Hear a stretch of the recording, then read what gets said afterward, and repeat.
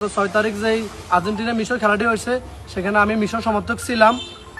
আমার অভিযোগটা হচ্ছে যাই ফিফার মতন 48টা দল নিয়ে খেলা এত বড় একটা আন্তর্জাতিক সংস্থা, তারা কিভাবে দিনে দুপুরে এরকম ডাকাতি করতে পারে।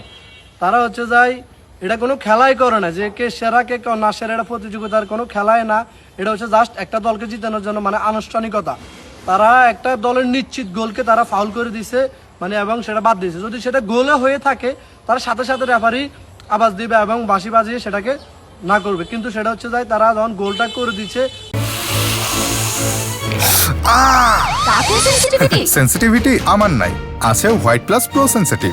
দাঁতের সেন্সিটিভিটি ভুলে খান মন খুলে। তার 3 মিনিট পর তারা এটাকে বাতিল করছে।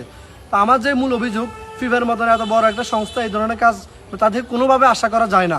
আমি চাই যে এটার সঠিক তদন্ত করে ফিফা সভাপতি জিয়ান্তিনোর বিরুদ্ধে মামলা হোক এবং ওই যে টিমে যারা রেফারি ছিল সবার বিরুদ্ধে আইনানুগ ব্যবস্থা নেওয়া হোক। আমি এটা চাই, আমার দাবি এটাই। সকলকে ধন্যবাদ।